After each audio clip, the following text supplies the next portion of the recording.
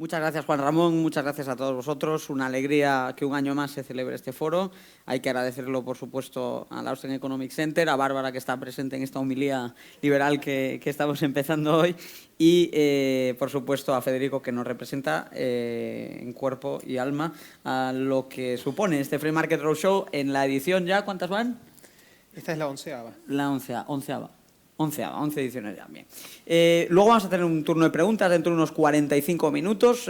Ya hago ahora una de esas cosas que se viene llamando disclaimer, una advertencia legal, y es que como lo estamos transmitiendo a través de Internet, nos está siguiendo gente por todas partes, pero eso también significa que aplica la Ley Orgánica de Protección de Datos. Por lo tanto, a lo largo de toda la jornada de hoy, si en cualquier momento hacemos una pregunta, que espero que las hagan y que hagan muchas, aunque aquí desde luego que tenemos debate para estar 2 horas, están también dando su consentimiento legal para que esto se emita a través de Internet, como por otro lado es totalmente lógico. Son los extremos a los que nos lleva la hiperregulación de la protección de datos, pero había que hacer esa advertencia. Y ahora sí vamos ya con el panel. Muchas gracias, como decíamos, a Juan Ramón por esa introducción. Lo primero, estamos aquí con 3 invitados que yo creo que no necesitan apenas presentación. Juan Pina viene desde la Fundación para el Avance de la Libertad. Vanessa Vallejo nos saluda desde Colombia, donde aparte de hacer su trabajo a nivel local en distintos medios, cadenas de televisión, radio, también tiene presencia en el Pan Am Post, donde deberían escucharla y leerla todas las semanas. Y Federico, ya me está refiriendo a él, es uno de los grandes artífices de este tipo de encuentros. De modo que no creo que debamos perder mucho tiempo en biografías que aparte de que están ya a disposición de todos ustedes, yo creo que las conocen de sobra. Entonces, por ir ya directos al grano, vamos a tomar como precha esa reflexión sobre los valores burgueses que hacía Juan en su parlamento, y quería preguntaros cómo creéis que están ahora mismo los valores que solemos atar a Occidente, en qué situaciones estamos, en qué momento nos encontramos, porque, como sabéis, es un momento de crisis política en todo el viejo continente. Hemos visto un notable auge de grupos antisistema, en los cuales hay puntos que incluso pueden resultar razonables, pero desde luego que hay muchos que nos preocupan en foros como este especialmente. Y a la vista de todo ese terremoto político, ¿en qué punto están los valores europeos, los valores occidentales? Si es que cabe hablar de ellos, Federico. Bueno, es una pregunta muy interesante. Simplemente para empezar, creo que a mí me da la sensación que muchos de los problemas que tiene actualmente Europa se relacionan con problemas que tienen que ver con valores. Europa se está enfrentando en la actualidad a una situación que es compleja, porque el estado de bienestar a la vez demanda más gente, pero por el otro lado la inmigración se ha vuelto, sin dudas, y esto no es un juicio, no es un juicio de valor, sino una cuestión objetiva, se ha vuelto un factor desestabilizante en muchos países y ha ayudado al auge de partidos más de índole populista. Entonces tenés ese doble juego de que el estado de bienestar demanda más personas para sostener la pirámide, que se vuelve cada vez más chica en su base, y por el otro lado esa demanda genera más inestabilidad dentro de cada una de las sociedades. Eso creo que interpela un poco los valores europeos. También quizás, y lo digo simplemente como sugerencia, no sé si tengo una respuesta, quizás también estamos empezando a ver en Europa la caída, la caída de lo que eran ciertos valores tradicionales vinculados al cristianismo, que en Europa, en ciertas partes de Europa al menos, está claramente en retroceso. Y por último también la cuestión, digamos, de ciertos valores. Juan Ramón mencionaba los valores que necesita el capitalismo. Y también ciertas, yo agregaría a lo que dijo Juan Ramón. Creo que la competencia considero que la competencia es un valor, y la veo también que está cada vez más demonizada en Europa y prácticamente en el resto del mundo. Tratamos siempre, el caso de Uber, por ejemplo, que es una cosa chica, muestra cómo la competencia es desestabilizadora y se presenta como si fuera el fin de los tiempos en casos tan chiquitos como si tomamos taxis o no. Estupendo, Federico. Yo creo que con eso además entramos ya en materia de forma muy clara, ¿no? Porque no te has quedado en absoluto en lo abstracto, sino que has ido a lo concreto. Entonces, si os parece, Juan, Vanessa, vamos a empezar a hablar un poquito de inmigración. La inmigración, evidentemente, que es un fenómeno que ha ido a más en los últimos años en todo el mundo, es un producto de la globalización. Y hay aspectos que aquí pueden resultar quizá, digamos, problemáticos cuando menos a la hora de integrar culturas. Pueden surgir roces, son tesis que llevan ahí mucho tiempo encima de la mesa y que desde luego parece que una parte de la reacción contra la globalización también lleva provisto un argumento contra la inmigración. Y esto tenemos que preguntarnos qué supone para las ideas liberales y qué supone para nuestro viejo continente. Entonces, primero Vanessa, después Juan, ¿qué valoración hacéis del rol que está teniendo todo este fenómeno migratorio en Europa, donde vemos que efectivamente surgen y triunfan partidos populistas y no populistas que están defendiendo la toma de una línea más dura a la hora de controlar la inmigración que llega a nuestras tierras? Bueno, yo estoy completamente convencida de que Occidente tiene unos valores diferentes a los de, por ejemplo, los musulmanes. Y me preocupa un poco que haya quienes en Europa no ven esa amenaza y creen que los valores no van a cambiar o que simplemente no son una amenaza. O sea, sí lo ven como amenaza en el sentido económico, eso sí lo veo claro. Todo el mundo me dice, bueno, es que el estado de bienestar, la señora con la que hablo en el restaurante me dice, es que el inmigrante entonces tiene un subsidio y tiene salud gratis y termina al final ganando más que la española que me pinta las uñas, que me estaba contando eso. Sí lo ven en cuanto al plano económico, pero en cuanto al plano de valores, con la gente con la que he hablado y lo que yo veo es que no está muy claro, y creo que sí es necesario hablar de valores, sí es necesario hablar de que en Occidente tenemos unos valores particulares, creo como Federico que son valores que vienen del cristianismo y que obviamente si ustedes tienen una migración masiva, ojo que no estoy hablando en contra de la migración de gente que tenga valores diferentes, pero se tendrían que acoger a nuestras normas básicas, a los valores que a Occidente los hacen convivir bien, que nos han hecho triunfar y no ceder, porque es que creo un poco que en Europa están cediendo un poco con ese miedo de pronto a ser tildados de intolerantes.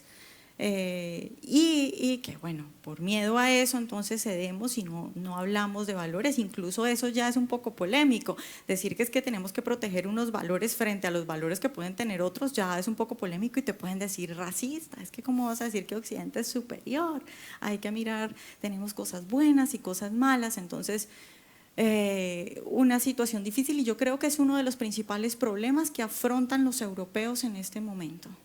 Y que tienen que discutirlo también en el plano de valores, no solo en el plano económico, que como te digo, sí creo que ahí ya lo están discutiendo. Bien, pues Federico ya introducía el tema, Vanessa está de acuerdo que es un reto. Y Juan, ¿tú cómo lo ves esa cuestión de la integración? Porque efectivamente es un tema que está ahí encima de la mesa. Yo discrepo un poco.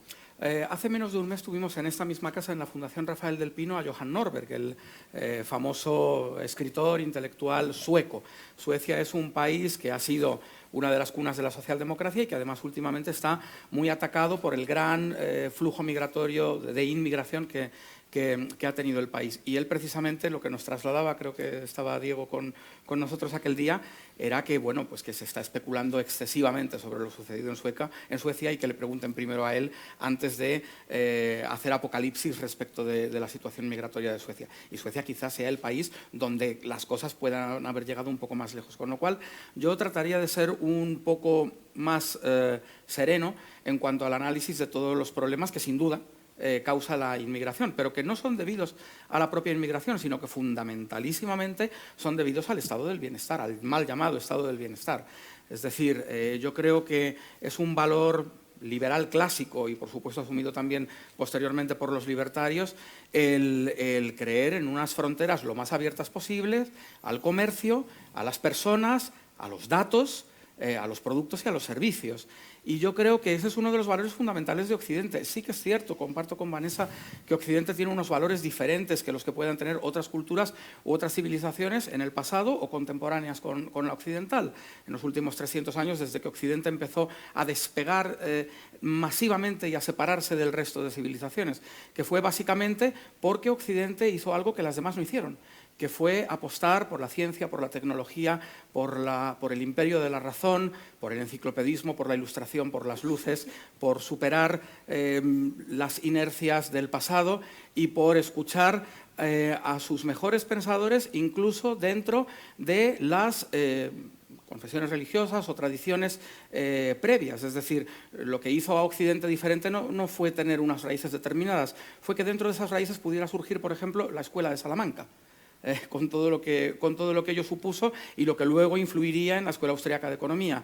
O fue, por ejemplo, que en Occidente se produjera un proceso, en España un poco menos, pero en todo el continente, en toda la Europa continental, un proceso tan absolutamente determinante como fue la Reforma, y con todo lo que ello conllevó de traslado al individuo, de privatización a favor de los individuos de la toma de decisiones morales y éticas. Creo que eso es lo que hizo a Occidente diferente respecto de otras culturas, y creo que eso es algo que liberales, libertarios, minarquistas, objetivistas, ANCAPs, no deberíamos perder de vista. Venga, vamos a pasar a otro de los temas que poníais encima de la mesa, el de la innovación, porque como sabéis, estaba poniendo Federico el caso de Uber, es una cuestión inherente al sistema de mercado. Es lógico que todos los días hay métodos de producción, ofertas que están presentes para todos los consumidores, para todos nosotros en el mercado, que se van quedando obsoletas del mismo modo que van apareciendo otras, algunas incrementales que mejoran los servicios que ya conocemos, los productos que ya suelen estar a nuestro alcance, pero también otras que suponen una auténtica disrupción, un cambio muy profundo. Y cuando se produce ese cambio muy profundo hay industrias enteras que quedan en entredicho. Lo hemos visto en ciudades europeas. Si tuviésemos una máquina del tiempo, incluso nos vamos al primer Free Market Roadshow y hay ciudades que hoy en día están en una situación muy diferente a la de 11 o 12 años, para mejor y también para peor. Por ejemplo, vamos al caso de Estados Unidos, está el caso de Detroit, Michigan, ¿no? Una industria del automóvil que parecía que estaba destinada a ser siempre uno de los corazones de la producción automovilística estadounidense, y ahora vemos que no. Sentido inverso, en España, Ubrique, una de las capitales de la piel, que ahora está viendo un renacer industrial en base a nuevos productos que antes no existían. Entonces, esos cambios son muy bruscos, porque esas mismas ciudades que antes tenían pleno empleo, altos salarios, esa promesa del sueño europeo, del sueño americano, de que el que trabaja puede llegar a fin de mes, puede vivir una vida digna, esa promesa social, ese contrato social, si se me permite, que aparentemente otorga la economía de mercado, parece que queda fracturado, queda quebrado, queda roto en el momento en el que aparecen esas nuevas tecnologías y no sabemos qué hacer para darle una respuesta a toda esa gente. Entonces, ¿cuál es la respuesta liberal? ¿Cuál es la respuesta europea, de acuerdo a estos valores, de acuerdo a este sistema de mercado, que podemos dar para que, entre comillas, el taxista aprenda a convivir con Uber o el peletero de Ubrique aprenda con la nueva compañía industrial de la zona, etcétera, etcétera, etcétera? Seguimos en el mismo orden. Federico, primero. Bueno, yo primero diría lo siguiente. Hay una metáfora que viene del filósofo alemán Immanuel Kant, que es la metáfora del bosque. Él lo que decía es que cuando uno ve un árbol perdido en una planicie, normalmente es bajito, las ramas son torcidas, tiene pocas hojas, es una cosita chiquita, no gran cosa. Cuando vemos los árboles en el bosque, los vemos en su máxima expresión, digamos, casi extendiéndose hasta el cielo, altos, rectos, erguidos, peleando por el aire y por el sol. A mí me parece que esa es una metáfora fantástica de lo que logra la competencia. La competencia hace que nos volvamos la mejor versión de lo que podemos ser. Cuando competimos con alguien, no solo competimos, sino también estamos cooperando, porque ese otro te ayuda a vos hacia la autosuperación, y por eso los resultados de una sociedad competitiva son mucho mejores que los resultados de una sociedad que niega la competencia. Una sociedad que niega la competencia, digamos, en lugar de tender hacia la autosuperación, va a tender hacia la mediocridad, va a separar el vínculo necesario que tiene que haber y útil entre desempeño y recompensa, porque los incentivos cambian absolutamente. Una sociedad, como diría el personaje de una película de Robert De Niro, una sociedad que niega la competencia, en una sociedad que niega la competencia pasa lo más triste que hay en la vida, que es que hay talento desperdiciado. Entonces, no podemos, o sea, cada vez que atentamos contra la competencia es como si estuviéramos atentando contra la sociedad en su conjunto y estamos infantilizando a la gente, digamos. Entonces, eso es fundamental.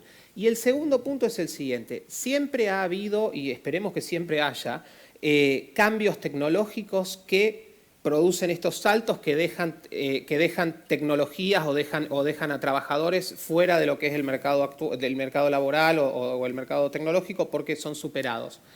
El punto es, ¿cómo podemos hacer para que esa reconversión sea lo más sencilla posible. Y, por ejemplo, no tener un mercado laboral que sea tan rígido como los mercados laborales europeos. Ese sería el primer caso. El segundo también tendríamos que empezar a pensar, y creo que esa va a ser la próxima revolución, que quizás la educación actual, y con esto termino porque no me quiero extender y los quiero escuchar a Vanessa y a Juan, que quizás la educación tal cual como la conocemos hoy nos ha traicionado, no prepara a la gente para el mundo laboral en lo más mínimo. Yo estoy muy contento y muy esperanzado que en muchas empresas del Silicon Valley ya están dejando de pedir certificados universitarios, porque muchos de ellos se han vuelto meros papeles como los que tenemos acá para tomar notas. Entonces creo que ahí en esas primeras cuestiones son las donde tenemos que mirar para ver cómo podemos hacer que estos cambios sean lo más suaves posibles. Lo bueno que tenemos Internet, y que Internet creo que sobre todo el tema de la educación lo va a revolucionar de una manera que todavía no tenemos noción. De certificados universitarios, luego te contamos algunas cosas que están pasando. Vanessa. Bueno, yo lo voy a mirar voy a cambiar un poco el ángulo y bueno, lo enlazo un poco con lo final que dijo Federico, y es que claro, yo veo problemas, que es lo que tú dices, por ejemplo con Uber, veo el problema de los taxistas protestando, eso pasa en todas partes del mundo, en Colombia también pasa. Sin embargo, creo yo que estamos viendo, nos estamos enfocando mucho en eso, pero no estamos viendo los beneficios que puede traer. Obviamente los beneficios de Uber los conocen todos, me refiero a los beneficios, al cambio de mentalidad en el sentido libertario que estas cuestiones tecnológicas puedan traer, que yo creo que es un beneficio mucho mayor que los perjuicios de los que tú hablas, de ese quiebre del sector propiamente que se ve afectado. Es decir, cuando a mí mi vecina me dice, es que es terrible que yo no me pueda montar en Uber, porque a mí el Estado no me va a dejar montarme en un carro.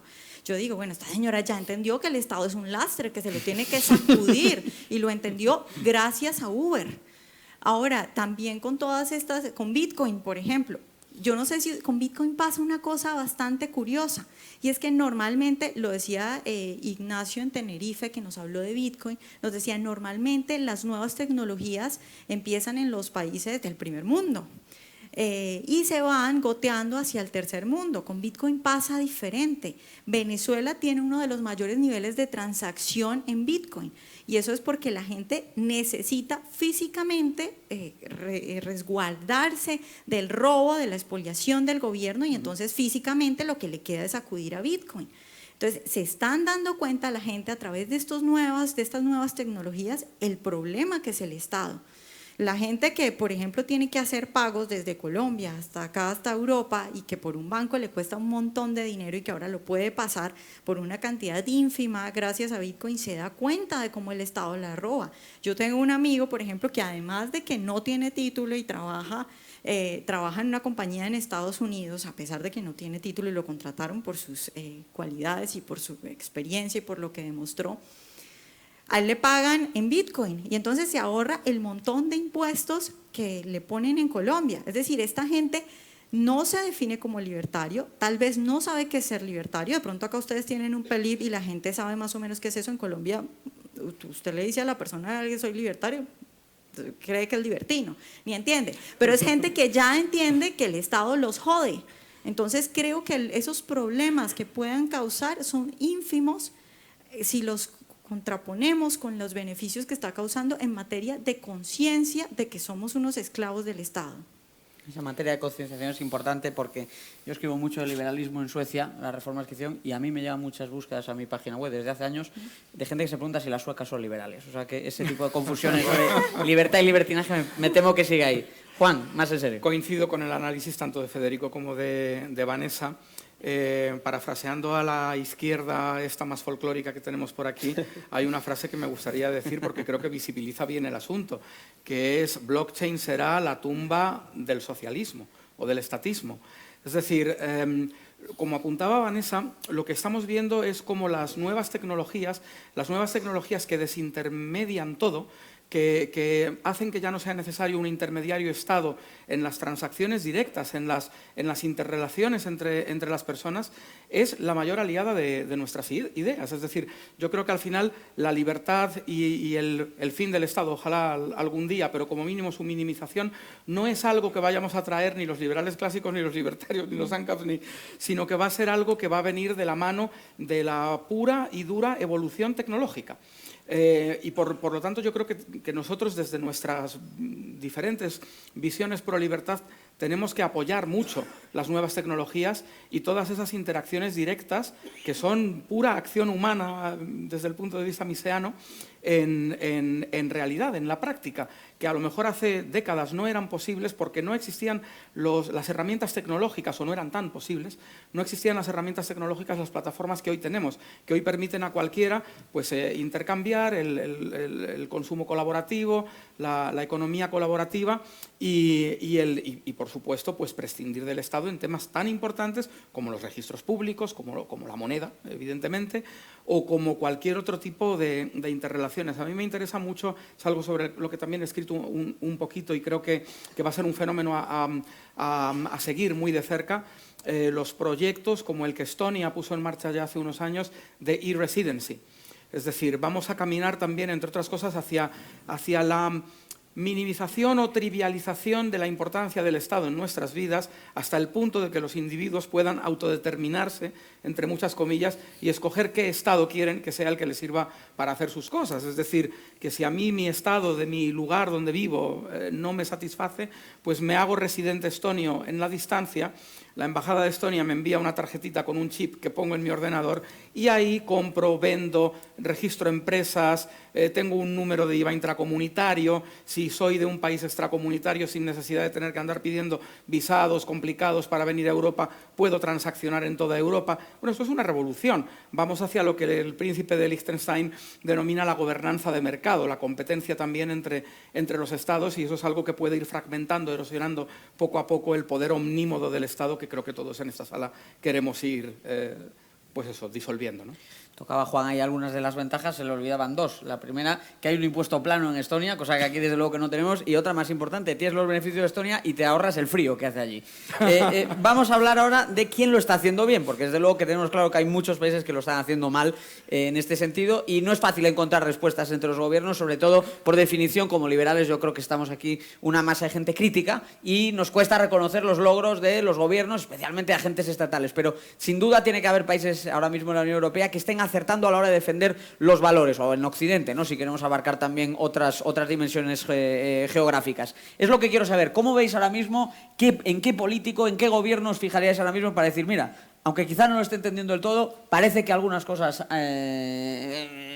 está acertando? Te pongo, por ejemplo, el caso de Sebastian Kurz, nuevo presidente de Austria, donde obviamente por motivos laborales Federico tiene mucho predicamento. Juan lidera una fundación con proyectos internacionales, por lo tanto conoce comparativas jurisdiccionales. Vanessa se ha referido elogiosamente al presidente Trump, cosa que obviamente genera división en el ámbito liberal. Hay gente a favor y hay gente en contra de esa visión. Yo creo que más gente en contra, pero también hay gente a favor. Entonces, por tocar un poco esos discursos, Juan, en tu caso lo dejo así un poco más al aire, aunque hablabas de Estonia, o sea que si te parece profundizamos ahí.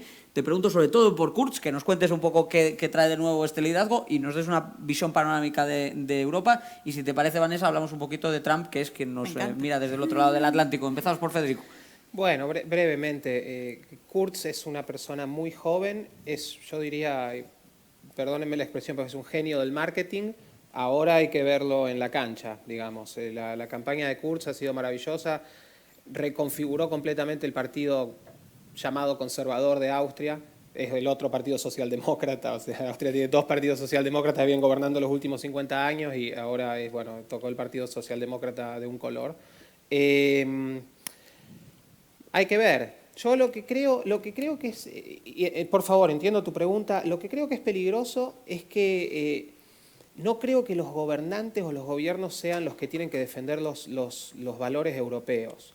Y de hecho yo creo que quizás la amenaza más grande a los valores europeos hoy por hoy viene lamentablemente desde los gobiernos y desde la Unión Europea. Proyecto que fue maravilloso en muchos aspectos y que era un proyecto, digamos, que encarnaba muchos de los mejores valores europeos, y que hoy se ha transformado o va deslizándose hacia otra cosa, lamentablemente. Lo digo con mucho pesar, yo no soy euroescéptico, pero también tengo que admitir que lo que está pasando en Bruselas no es lindo. Incluso, o sea, yo sé que esto es casi anecdótico, pero los funcionarios casi de mayor rango en la Unión Europea se llaman comisarios, como en la Unión Soviética. No es como el mejor punto de partida. Esto es como el sucesor de Correa en Ecuador se llama Lenin Moreno. No es como la mejor manera de empezar a hablar. Y entonces, y creo que también lo que pasa que, y perdón volver al tema de la religión, pero, y para cerrar, también quizás hay que ver, o sea, el europeo promedio, si se me permite la expresión, ¿qué valores tiene esa persona? Cada uno de nosotros, ¿qué valores tiene? ¿En qué creemos? ¿Qué defiende Europa? ¿Qué estamos dispuestos a defender? ¿Qué no? Yo creo que esa es la clave. Los gobiernos pueden tener una tarea destructiva, que la están teniendo, pero no van a tener una tarea constructiva. Y es imposible, por más que tuviéramos las personas mejor intencionadas del mundo. Y ahí yo creo que cada uno de nosotros quizás se tiene que ver al espejo y ver qué es lo que estamos dispuestos a defender, en qué creemos, si creemos en la libertad de expresión, por ejemplo, y estamos dispuestos a defenderla hasta las últimas consecuencias, con todo lo que ello implica. Ese me parece que es la discusión más importante. Sí, son estos liberales, ¿no? Les preguntamos por soluciones tecnológicas y acaban hablándonos de blockchain. Ahora les pregunto por quién lo está haciendo bien, pero nos deja esa buena reflexión, Federico. Vámonos con Trump. Vanessa, defiende a Donald Trump, que es lo que te gusta. No, yo quiero hacer lo mismo que Federico porque también... En clave de valores, ¿eh? En clave de valores, no en... También creo que igual es el tema que estamos hablando y es de valores. Y miren, el otro día estaba yo caminando por una calle de Colombia con un amigo que vive en Estados Unidos y es norteamericano. El papá es colombiano, pero él nació allá. Y entonces había un indigente en la calle pidiendo dinero. Y yo saqué un billete, se lo iba a dar. Y me dice, ¿pero qué haces? ¿Por qué le vas a dar dinero? Y yo, no, pues porque no sé, me da pesar, le quiero dar. Pero no lo ves, tiene manos y pies, ¿por qué no trabaja? Y eso me cambió mucho. Me dijo, es que no entiendo por qué acá ese vicio que tienen ustedes los colombianos de estarle dando dinero. ¿Cuánto se puede hacer un señor en un semáforo? Le dan dinero a todo el mundo. Y eso me hizo reflexionar un poco sobre los valores que tienen en Estados Unidos y esa idea de, a ver, no digo obviamente que sí hay socialismo, pero sí tienen una idea de valores de que tienes que trabajar, dice la Biblia, el que no trabaja, que no coma, y ellos tienen eso todavía muy influenciado. Y es algo que puede ser una apreciación que esté teniendo mal, pero lo que yo creo es que en Europa no hay tanto eso que hay en Estados Unidos. En Europa siento yo un sentimiento de paternalismo, de más estado de bienestar, de agrandar y de siempre estar dando ayudas, diferente a lo que veo en Estados Unidos. Y también eso, y lo charlamos ahora con Federico, lo del tiempo. Uno ve mucho cómo se comporta la gente y en Europa yo veo a la gente más calmada, más tranquila, caminando más despacio. En Estados Unidos yo veo a la gente azarada, con 3 trabajos, se despierta súper temprano. Y yo creo entonces que, digamos, en Estados Unidos hay unos valores de los que hablamos que son más fuertes, más de hay que salir adelante por mí mismo, más de no tanto ayudas a los demás. Y creo que viene de una profunda influencia también del puritanismo y del protestantismo en Estados Unidos, que pues todavía los tiene muy influenciados para bien. Bueno, aquí nos despertamos un poquito más tarde, creo que... Sí, de eso hablo. Pero de Trump no ha dicho ni mu. Luego le vuelvo a preguntar. Yo Juan. creo que en Europa occidental, porque Europa oriental pasó por otra experiencia, se incorporó hace 20 años a nuestro grupo, digamos, pero en Europa occidental lo que nos ha pasado es que en algún momento el camino liberal clásico se torció y derivó en la socialdemocracia. Yo tengo la idea de que a la vuelta de la Segunda Guerra Mundial lo que se restauró en la Europa después de las ocupaciones y después de la guerra no fue la democracia clásica liberal westminsteriana, sino que directamente se instauró algo que ya llevaba una carga de estado de bienestar, de paternalismo muy superior a la que había tenido durante el periodo de entreguerras. Los libertarios franceses publicaron hace unos años un vídeo. Hay libertarios franceses. Sí, pocos, pero Eso- bueno. eso en sí existen. es un titular. Existen, sí. Hay esperanza. Algún émulo de Bastiat y de Say queda por Algo ahí, ¿no? queda. Entonces, publicaron un vídeo que se titulaba ¿Y si nos hemos equivocado durante los últimos, creo que decía 70 años, ahora ya serían casi 80, ¿no? Y la cosa va por ahí. Es decir, yo creo que tenemos que desandar todo ese camino de paternalismo, de Estado intervencionista absolutamente en todo. Nosotros tenemos muchas veces la tendencia de fijarnos sobre todo en el intervencionismo económico, que evidentemente es el más dañino y el que de una forma más evidente destruye a nuestras sociedades. Pero hay un intervencionismo cultural tremendo por parte de los Estados también, ¿no? Hay un intervencionismo en todo, que se traduce en una sustitución de las instituciones intermedias, empresas, familias, organizaciones del tejido asociativo de un país, que cada vez tienen menor autonomía, porque o bien son compradas por la vía de las subvenciones o bien directamente son sustituidas de forma formal.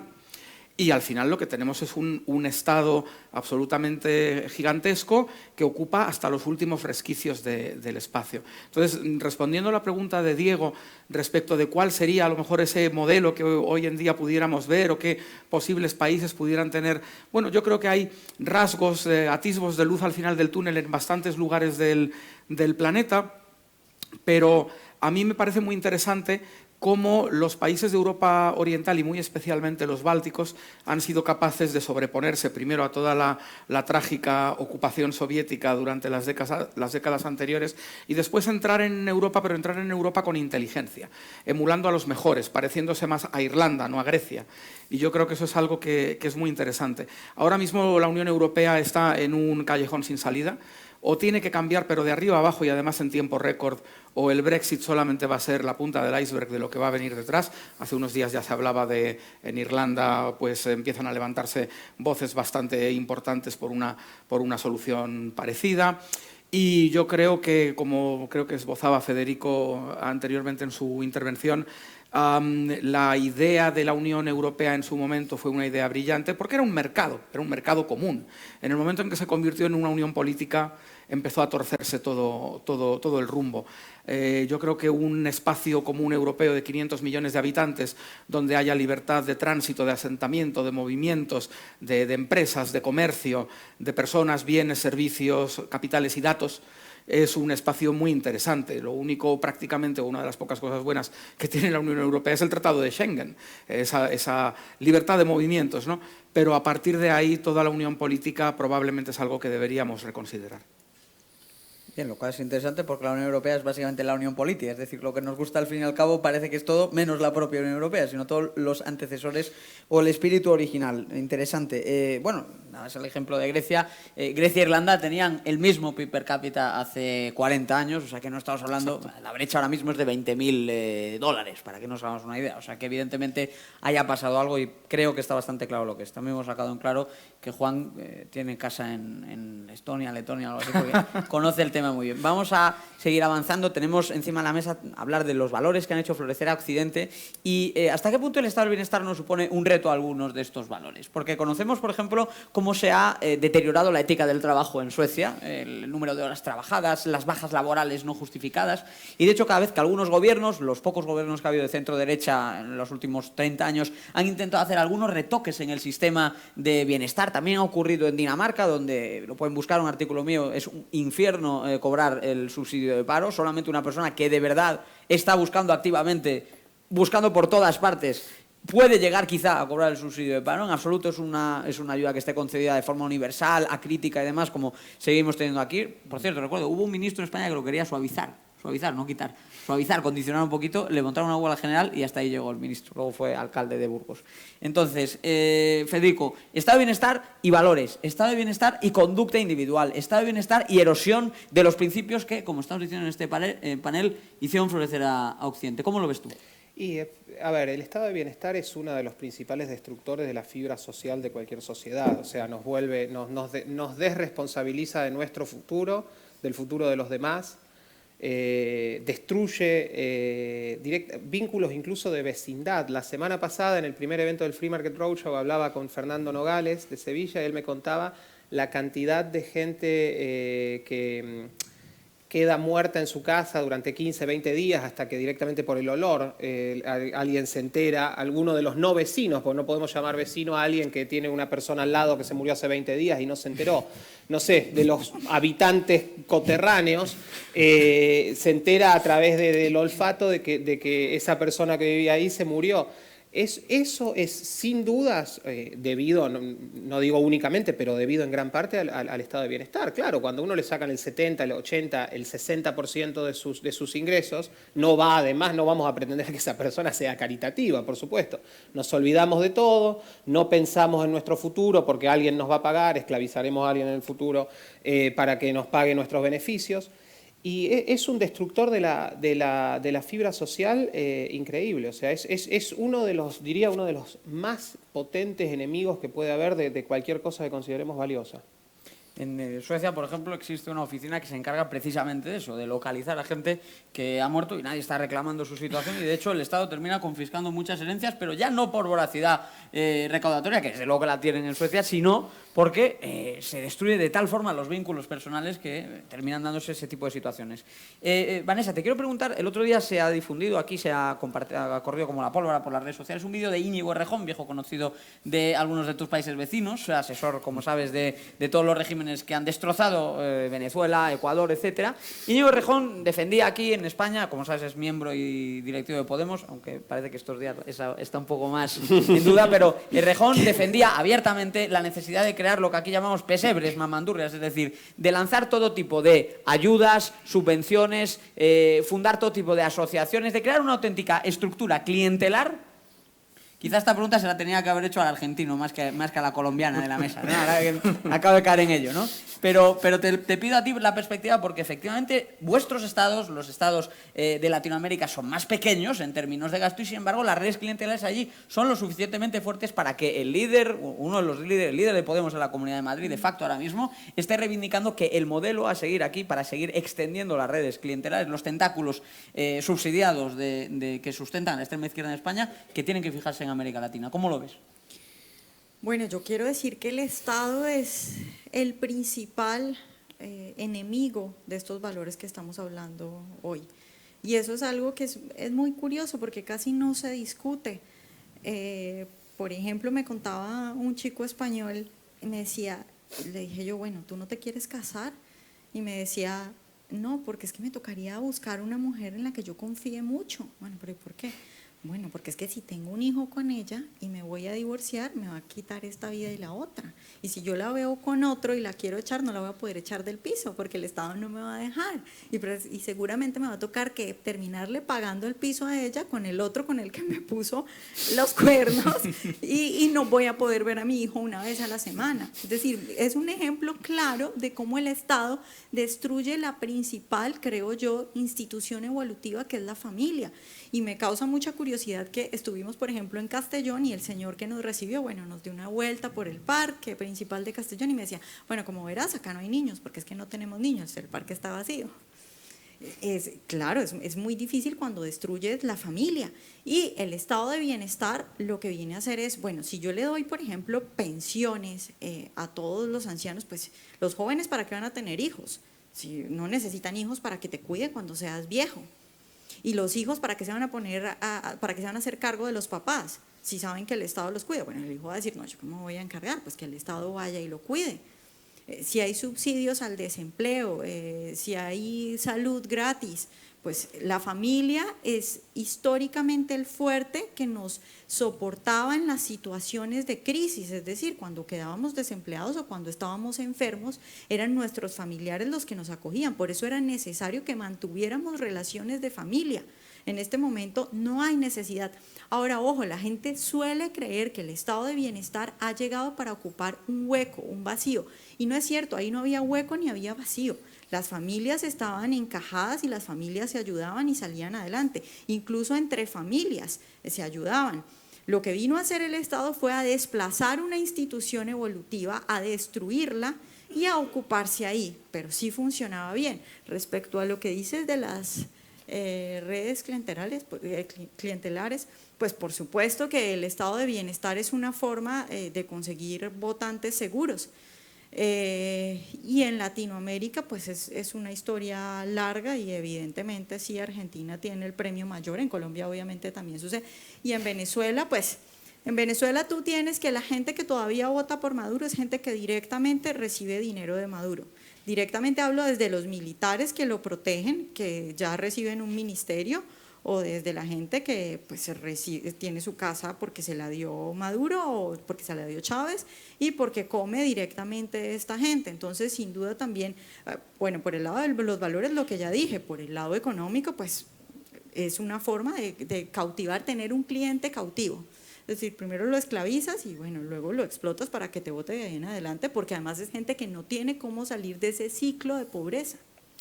Te va a gustar saber en ese sentido, relacionado con los niños, que en este barrio en el que nos encontramos hay más perros que niños. Censado por el Ayuntamiento de Madrid. Juan, la primera vez que te conocí era una charla sobre pensiones. Sé que conoces mucho el tema y aquí estamos tocando uno de los temas centrales, capitales del estado de bienestar. Pero no quiero abordarlo desde el punto de vista de la insostenibilidad financiera que tienen nuestros sistemas, ya la conocen ustedes bien y ya saben esos problemas por dónde van, sino cuál es el efecto de generar esta tensión entre unas generaciones y otras, entre makers and takers, entre población activa y población pasiva, porque esto a nivel político y electoral es precisamente el caldo de cultivo para ese tipo de clientelismos de los que estamos hablando. Y no es por nada, lo estamos viendo en España, cómo se está defendiendo de forma totalmente acrítica una subida de las pensiones sin reflexionar sobre el hecho de que esas pensiones están ya en un déficit que francamente no se va a cerrar de forma sencilla. Es que el sistema de pensiones en bancarrota, como todo el estado de bienestar, en realidad tiene fallos económicos, evidentemente desde el punto de vista del cálculo económico es un error absoluto, pero tiene un fallo todavía peor que el económico y es lo que podríamos llamar el error ético o moral. Aparte de destruir todas las instituciones intermedias de la sociedad, como habéis comentado Federico y Vanessa, yo creo que tiene un efecto muy perverso, que es el de destruir un principio tan básico como es la solidaridad. El estado del bienestar, el estado socialdemócrata, ha pervertido el concepto de solidaridad. La solidaridad tiene que ser voluntaria. La solidaridad nace del espíritu de una persona que se siente solidaria con sus conciudadanos y que quiere ayudarlos. Y eso, traducido en la cuestión de las pensiones que plantea Diego, se puede hacer de dos maneras. Se puede hacer de forma coercitiva o se puede hacer de una forma más voluntaria. El sistema de pensiones quebrado que tenemos en los países donde impera el llamado sistema de reparto, como es el caso de España, descansa en lo que se les llena la boca a los apologetas del sistema de denominar solidaridad intergeneracional. Esa solidaridad intergeneracional es una falacia total y absoluta. Primero, porque es completamente coercitiva y segundo, porque es un desastre desde el punto de vista organizativo, porque la pirámide demográfica ya no da para hacer más juegos con ella. Yo creo que deberíamos caminar, bueno, idealmente hacia un sistema de pensiones completamente libre en el cual cada persona ahorre para su vejez y eso pues, bueno, pues pueda tener las ventajas de tipo fiscal, etcétera, que puedan ser necesarias y que no fuera ni siquiera obligatorio. Pero pensando en el sistema del cual partimos y tratando de ser posibilistas y de plantear soluciones que puedan ser asumidas por la sociedad en esta fase histórica actual, yo creo que deberíamos pasar a un sistema en el que esa solidaridad por lo menos pasara a ser intrageneracional y no intergeneracional. Es decir, que básicamente las personas escojan su producto de ahorro para la vejez. Los planes de pensiones actuales son desastrosos, no son un buen vehículo para ese ahorro, pero en fin, que fuera un ahorro privado de cada persona y que además ese ahorro pues produjera circunstancias como, por ejemplo, el poder escoger la edad de jubilación, tener una flexibilidad muy superior a la que tiene el sistema de todos iguales, que es el actual sistema de reparto, y que ahí, además, si hubiera que detraer un pequeño porcentaje para atender a aquellos que no puedan cotizar, pues que fuera para eso, para cotizar por aquellos que no pueden, que serán un porcentaje mínimo de la población activa, y no para seguir pues, pagando a los que trabajaron hace años y que actualmente pues, por la evolución demográfica simplemente es inviable. Entonces sí, yo creo que, volviendo a tu pregunta original, yo creo que efectivamente el estado del bienestar y las pensiones son un magnífico ejemplo, lo que ha hecho es destrozar con ese paternalismo tremendo, pues destruir muchas cosas que son básicas en una sociedad libre, en una sociedad abierta, pero yo pondría el acento en cómo ha destruido el concepto de solidaridad al convertirlo en algo coercitivo, burocratizado, gestionado por el Estado, y donde ya la voluntad de los participantes, ni del que da ni del que recibe, tienen ningún valor, sino que es algo en lo que ha sido completamente intervenido por el Estado, ¿no? Bueno, pues estamos prácticamente al límite del tiempo que teníamos para nuestro debate. Ahora la palabra se la vamos a hacer a todos ustedes para que puedan participar y formar parte de este primer panel del Roadshow. Antes de llegar a eso, y vayan ya dándole a la cabeza, porque enseguida vamos a repartir un micrófono para todos los que levanten la mano. Y antes, en un minuto, y solo un minuto, quería saber vuestra perspectiva de futuro sobre 3 casos concretos. Quiero conocer la perspectiva de Federico Fernández. Ya te pregunté sobre Austria, tu patria obviamente es Argentina. ¿Cómo va la cosa? ¿El gradualismo funciona o no funciona? ¿Qué balance hacemos de Mauricio Macri? Desde luego, ni punto de comparación con lo que había antes, pero ¿qué mirada de futuro tenemos en ese sentido? Y después, Vanessa, te preguntaré por el proceso electoral que está a punto de celebrar Colombia. Respecto de la coyuntura, un economista argentino muy bueno dijo que el actual ministro de Economía argentino, al lado de Axel Kicillof, que era como nuestro Íñigo Errejón / Monedero. Le conocemos, ¿eh? Resol sobre todo. Es Albert Einstein. O sea, ese es el cambio que ha habido en Argentina. Pero respecto de Argentina más en general, al margen de la coyuntura, yo creo que Argentina está entrando tras 72 años de decadencia y de peronismo, está entrando en un proceso que va a ser muy interesante y muy positivo para el país, porque el peronismo finalmente se está muriendo. Entonces, no solo el peronismo se está muriendo porque creo que se ha muerto la demanda de populismo, la demanda social de populismo. Hay cosas muy interesantes en las que no puedo entrar ahora, de cómo uno ve las tendencias de votaciones. La elección de Macri es un hecho muy significativo. Argentina es el único país que se ha sacado de encima el populismo con una elección, al menos en Latinoamérica. En otros países ha sido por la vía judicial, como en Brasil, pero no a través de una elección. Entonces creo que Argentina es un país para observar en el largo plazo con mucho interés, porque creo que están pasando cosas muy interesantes. Pues hay libertarios en Francia y Argentina se está sacudiendo el peronismo. Entonces yo creo que ya solo por eso ya ha merecido la pena. No hay mal que dure 100 años. No hay mal que dure 100 años y el peronismo tiene 70. Vanessa, a las puertas de unas elecciones en Colombia, y lo último que sabemos es que un ex miembro del M-19, un político de extrema izquierda, Gustavo Petro, simpatizante del chavismo, es una de las opciones presidenciales. No puede estar más cerca el desastre venezolano y sin embargo este hombre tiene opciones. Bueno, Colombia es un caso muy triste porque yo creo que la sociedad colombiana en su mayoría es una sociedad conservadora, de valores muy liberales, de trabajar, de rebuscarse. El otro día le decía a un venezolano, ¿qué consejo le das a los colombianos? Y me decía, aférrense a sus valores. Y dije, wow, este hombre entiende perfectamente todo, se trata de valores. Y le pregunté yo, ¿pero por qué me dices eso? ¿Por qué dices que los colombianos se tienen que aferrar a sus valores? Y me decía, porque yo lo veo en la esquina, en el taxista, en la señora que me vende el chicle, siempre tratando de hacer negocio, de buscar más. Yo creo que en general los colombianos entienden que nada es gratis y que no hay nada más bonito que lo que uno se gana por sí mismo, y que hay un engaño cuando te proponen algo gratis. Lo que pasa es que tenemos un presidente que es un sucio. Yo no sé si acá se dieron cuenta, porque yo salgo del país y es como que tienen otra imagen de Colombia, es muy raro. Tenemos un presidente que hizo un plebiscito, los colombianos dijeron no a ese acuerdo y a él no le importó, se lo pasó por la faja, igual lo hizo. Y tenemos entonces ahora 10 congresistas que son de la guerrilla. A uno de esos que iba a ir al Congreso lo acaba de pedir la DEA en extradición porque siguen negociando con la coca. Luego tenemos que las FARC acaba de secuestró la semana pasada a 3 ecuatorianos y ya los mató, y ya están haciendo atentados en Ecuador. Es decir, tenemos un partido político de las FARC con brazo armado, que es el primer cartel del narcotráfico, y contra eso es muy difícil luchar, porque es que las elecciones van a ser amañadas, porque es que tienes a un Petro que está con todo el dinero de las FARC detrás. Entonces, lastimosamente, yo creo que en Colombia de valores estamos bien, pero por cosas que no se frenaron, como esa la guerrilla, pues aquí entran factores sucios y factores de violencia que ponen el panorama muy complicado, porque yo creo que si Colombia en estas elecciones no gana Iván Duque, que es el apadrinado de Álvaro Uribe Vélez, y gana Petro, nos vamos de una vez para donde está Venezuela. Y ojo, que Venezuela tenía un músculo financiero grandísimo y aguantó muchos años. Colombia en menos de 5 años va a ser Venezuela, y agrégale a eso la presión internacional, porque es que Venezuela y Cuba se están muriendo de hambre y necesitan un país que los subsidie. Entonces muy complicada la situación de Colombia, lastimosamente. Juan, perspectiva española, y cerramos. Perspectiva española.